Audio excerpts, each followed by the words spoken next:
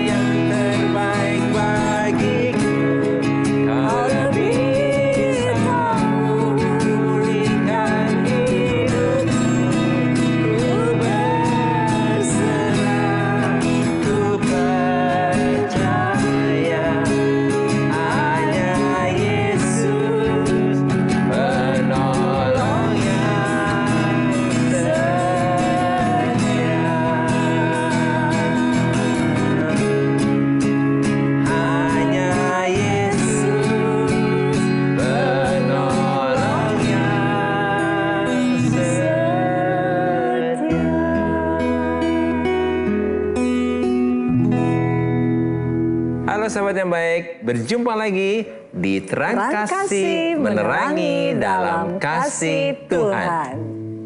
Sahabat yang baik, tema kita hari ini adalah kasih itu lemah lembut. Nah sahabat yang baik, mari kita berdoa ya, supaya hari ini semua firman Tuhan yang kita terima ini memberkati kita dan menguatkan kita. Mari kita berdoa. Bapa, kami bersyukur Kau mengingatkan kepada kami bahwa kasih itu lemah lembut. Biarlah hari ini kami membuka hati kami, siap menerima firman-Mu yang akan mengubah kami dan memperbaharui kami. Di dalam nama Yesus kami berdoa. Amin. Amin. Nah, sebelum kita membahas renungan untuk hari ini, mari kita katakan apa kata Tuhan tentang diri kita. Bahwa saya spesial di mata Tuhan. Saya berharga di mata Tuhan. Saya sangat dikasihi Tuhan. Kehidupan saya dan masa depan saya bersama Tuhan adalah sungguh amat baik. Katakan amin. Amin. Nah sahabat yang baik, sesuai dengan tema bahwa hari ini kita akan membahas tentang kasih itu lemah lembut. Mari kita saksikan video ini. Sahabat, maraknya kekerasan dalam rumah tangga menunjukkan bahwa tidak ada kasih dalam keluarga tersebut.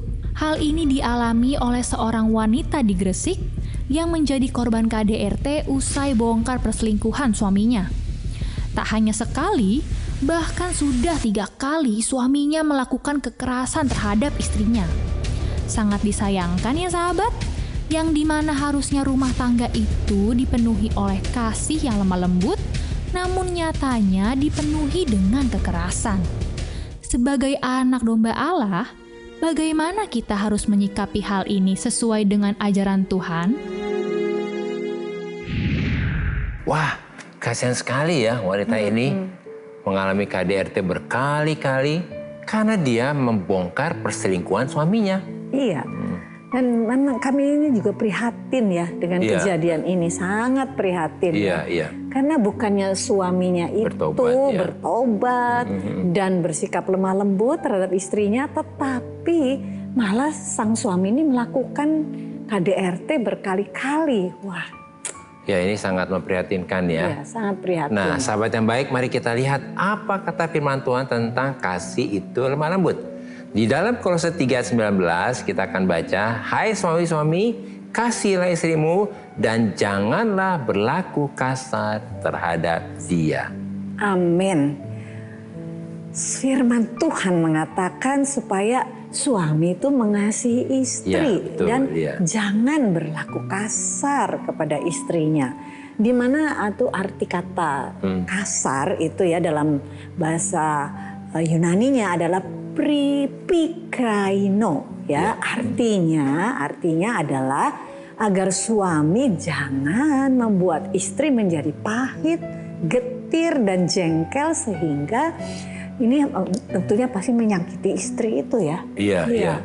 Firman Tuhan sudah mengingatkan jangan menyakiti istri ya seperti itu. Nah, jadi untuk para suami penting supaya menyadari dan mengerti hal ini bahwa sebagai suami harus hidup bijaksana dengan istri. Nah, ini penting banget ya.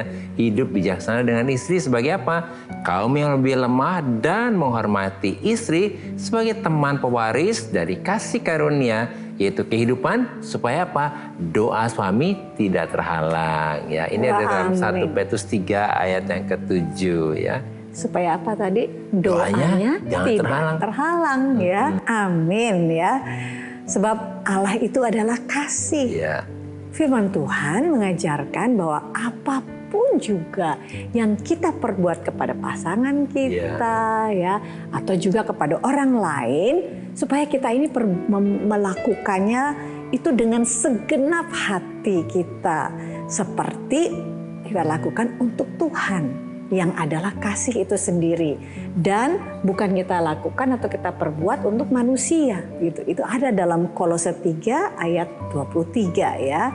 Nah, itu penting banget ya, bahwa apa yang kita lakukan meskipun dengan pasangan kita lakukannya untuk Tuhan, bukan untuk manusia ya. Nah, oleh karena itu sebagai orang beriman kita harus selalu apa? Bersikap rendah hati, lemah lembut, dan sabar dalam menunjukkan kasih kita kepada pasangan kita dan kepada orang lain tentunya. Itu ada dalam Efesus 4 ayat yang kedua ya. Sehingga dengan demikian kita sedang menunjukkan sikap kita yang saling mengasihi, saling menghargai dan saling menghormati dengan pasangan kita dan juga dengan orang lain ya. Wow, amin ya. Jadi ketika kita ini menunjukkan kasih yang lemah lembut kepada pasangan kita dan juga kepada orang lain tentunya, maka kita sedang memanifestasikan karakter Kristus melalui kehidupan kita. Ya, sehingga melalui kehidupan kita orang yang di luar sana itu dapat mengenal kasih Kristus yang lemah lembut dan kehidupan kita memuliakan Tuhan. Amin. Ini penting banget ya. Melalui kita orang bisa mengenal kasih Kristus yang lemah lembut itu ya. Wah, luar biasa ya. Nah, sahabat yang baik, mari kita lihat apa kata firman Tuhan tentang kasih itu lemah lembut. Ada dalam Matius 11 ayat yang ke-29. Pikulah kuk yang kupasang dan belajarlah padaku, karena aku lemah lembut dan rendah hati, dan jiwamu akan mendapat ketenangan. Wow, luar biasa ya. Yesus itu mengajarkan kepada kita supaya kita ini lemah lembut ya. Dan kita juga rendah hati. Maka kita ini harus satu kuk dengan Yesus dan belajar dari Yesus. Seperti sepasang sapi ya. Kalau membajak itu kan sapi ya. Sapi itu kan dua pasang. Satu pasang. Satu sapi yang senior, satu yang junior ya. Nah, biasanya yang junior ini kan dipasangkan dengan satu kuk dengan sapi yang senior supaya yang junior dia tinggal mengikuti aja sapi yang senior itu. Yang lebih pengalaman. Yang lebih pengalaman. Iya. Amin. Nah, Yesus adalah gambaran sapi yang senior itu, ya. Dan kita adalah gambaran sapi yang junior itu. Tapi kita satu kuk. Iya, satu kuk. Ya. Jadi ketika kita menjadi satu kuk dengan Yesus, maka kita tinggal mengikuti dan belajar dari Yesus yang lemah lembut dan rendah hati. Sebagai sapi yang senior ini, apakah kita ke kanan atau kita ke kiri? Jadi kita tinggal ngikutin aja gitu ya. Oleh karena itu, kuk yang dari Yesus itu ringan kata Yesus ya. Sebab bebannya ada pada Yesus.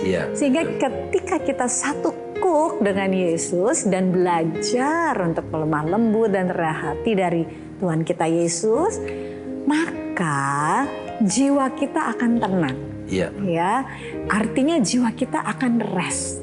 Jadi dalam Yesus kita tidak stres. Di dalam Yesus kita tidak stres, tidak dituntut ya, tetapi kita hidup di dalam kasih karunia. Amin. Nah, ini penting banget ya. Justru dengan kita satu dengan Yesus, kita hidup dalam kasih karunia. Amin. Itu ya. Dan arti kata lemah lembut dalam bahasa Yunani adalah praus, yang artinya adalah memiliki kualitas moral positif dalam memperlakukan orang lain dengan kebaikan, kerendahan hati, murah hati, baik hati, penolong, memikirkan, dan peduli kepada orang lain. Bagus banget ya ini ya. Iya, bagus sekali ya.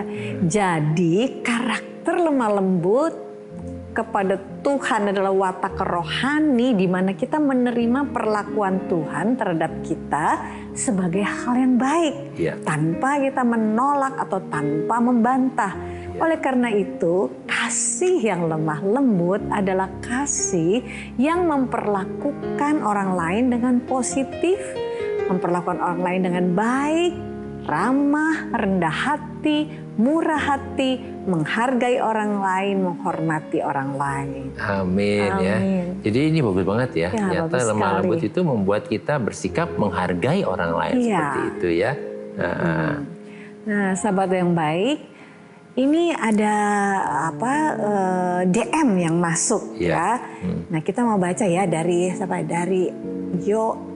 Joel underscore 05.9 ya. Mari kita baca ya. Demikian isi DM-nya. Halo terang kasih, saya El. Halo El ya. Nah, saya mau juga El. Iya, saya mau minta pendapat atau saran. Sekarang saya ini bingung mau gimana. Saya kehilangan sosok figur ayah dari saya kecil, semasa kecil ya tentunya ya. Dulu saya pikir sosok figur ayah itu tidak penting bagi saya. Tapi semakin saya dewasa, saya merasa ada yang kurang. Dan sekarang saya merasa saya sangat butuh sosok figur ayah saya. Bingung mau gimana nih sekarang. Ya pastilah semua orang butuh figur sosok ayah ya. Karena itu yang membuat kehidupan kita menjadi bisa seimbang dan bisa mengerti tentang kasih Allah itu sendiri ya. Jadi halo Yoel ya. Hari ini kita juga berterima kasih ya buat DM-nya ya. Nah, sebagai orang beriman kita harus mengerti bahwa kekristenan bukan sekedar agama, tetapi hubungan antara anak dengan Bapa di sorga. Nah, ini penting banget ya. Ada relationship seperti itu ya. Nah, Yoel jadi ini harus mengerti sebab apa? Identitas kita di dalam Yesus adalah anak Allah atau putra-putrinya Allah. Jadi kita harus mengerti bahwa Allah itu adalah Bapa kita. Wah, ini luar biasa ya. Oleh karena itu, Yesus mengajarkan apa? Doa Bapa kami. Bapa kami yang di sorga, kita datang kepada Bapa ketika kita berdoa. Supaya kita berdoa bukan lagi dengan pada Tuhan yang jauh ya. Tapi kepada Bapa yang dekat dengan kita ya. Jadi Yoel, hari ini biarlah kita tinggal buka hati. Dan kita mempersilahkan Roh Kudus untuk membawa Yoel memiliki hubungan yang intim dengan Bapa di sorga ya. Amin. Karena Roh Kudus yang menolong kita. Nah Yoel ada firman-Nya dalam Roma 8:15, sebab kamu tidak menerima roh perbudakan yang membuat kamu menjadi takut lagi. Tapi kamu telah menerima roh yang menjadikan kamu anak Allah. Oleh roh itu kita berseru, ya Aba, ya Bapa. Wah, ini luar biasa ya. Kita bisa memanggil Allah itu ya Aba, ya Bapa ya. Kita mau berdoa ya untuk Yoel. Kami akan berdoa untuk Yoel ya. Kita percaya bahwa Tuhan ada bersama Yoel dan ingin sekali menyatakan bahwa Dia adalah Bapakmu ya. Kita berdoa ya. Tuhan terima kasih Bapa, sangat luar biasa hari ini kami telah menerima DM dari El, anakmu yang terkasih. Kalau El merasakan satu hal yang kurang dari dirinya karena sejak kecil dia tidak mengenal sosok seorang ayah, figur seorang ayah. Bapa surgawi, kami tahu inilah saatnya di mana Engkau ingin menyatakan oleh Roh Kudus-Mu bahwa Bapa surgawi sangat mengasihi El dan selalu ada bagi El. Kami percaya Tuhan hari ini juga Roh Kudus menjamah dan memberikan kepada El satu pengertian dan satu kesadaran akan identitasnya sebagai anak Bapa Surgawi yang sangat dikasihi. Mulai hari ini biar roh pengenalan akan Bapa itu terus Tuhan membukakan, menyingkapkan hal-hal yang saat ini yang Yoel tidak mengerti, tetapi oleh jamahan kuasa daripada-Mu Roh Kudus, Yoel akan mengerti dan menyadari betapa ia sangat dikasihi, betapa ia adalah anak Bapa Surgawi. Dan biarlah El berseru, ya Aba, ya Bapa, kepadamu ya Bapa Surgawi. Kami menyerahkan El ke dalam tangan-Mu. Biarlah selanjutnya Roh Kudus yang memberikan kepada El satu pengertian tentang pengenalan akan Bapa Surgawi di dalam kehidupannya. Dan hidupnya menjadi kehidupan yang mengerti identitasnya sebagai anak daripada Bapa Surgawi. Terima kasih Bapa. Silahkan Engkau melanjutkan beracara dalam kehidupan Yoel selanjutnya. Terima kasih Bapa. Kami serahkan Yoel ke dalam tangan-Mu. Di dalam nama Yesus kami berdoa dan mengucap syukur. Amin. Amin. Nah sahabat yang baik, terima kasih buat respon dan DM-DM-nya pada kami dalam program Terang Kasih ini. Bagi sahabat yang memiliki beban, permasalahan, tekanan hidup, minta didoakan atau ingin bersaksi seputar kehidupan rohani, silahkan DM, komen, atau kirim video ke Instagram @terangkasihrtv. Nah sahabat yang baik, demikianlah firman Tuhan untuk hari ini. Jangan kemana-mana, pastikan tetap ada di Terang Kasih, menerangi dalam kasih Tuhan.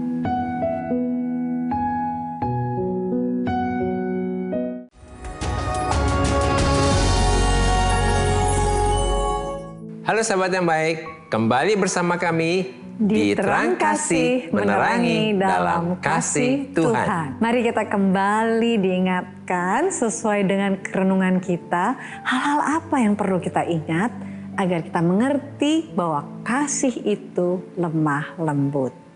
Yang pertama, kasih yang lemah lembut adalah kasih yang memperlakukan orang lain dengan positif, baik, ramah, rendah hati, murah hati, menolong, peduli, menghargai dan menghormati orang lain. Nah yang kedua, kasih yang lemah lembut adalah kasih yang didapat karena kita satu kuk dengan Yesus dan kita belajar dari Yesus yang lemah lembut dan rendah hati.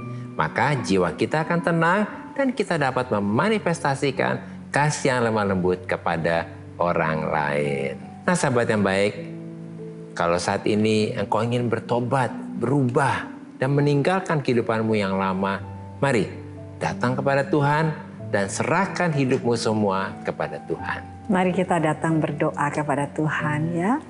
Bapa di surga, oleh anugerah-Mu Tuhan, saat ini kami mau berhenti menjadi orang yang bersikap kasar dan tidak menghargai orang lain. Kami bertobat ya Allah, dan kami membuka hati kami untuk menerima Yesus sebagai Tuhan dan Juru Selamat kami. Sehingga hati kami disembuhkan, dipulihkan, diperbaharui, dan dipenuhi dengan kasih Kristus. Dan oleh anugerah-Mu Tuhan, kami menjadi satu kuk dengan Yesus. Dan kami belajar dari Tuhan Yesus, agar kami menjadi lemah lembut dan rendah hati, sehingga jiwa kami tenang dan kami dapat memanifestasikan kasih yang lemah lembut itu kepada orang lain, sehingga kehidupan kami memuliakan Tuhan. Dalam nama Yesus, amin. Terima kasih sahabat yang baik, sudah setia menyaksikan program Terang Kasih, menerangi dalam kasih Tuhan. Sampai jumpa kembali di episode selanjutnya. Tuhan memberkati.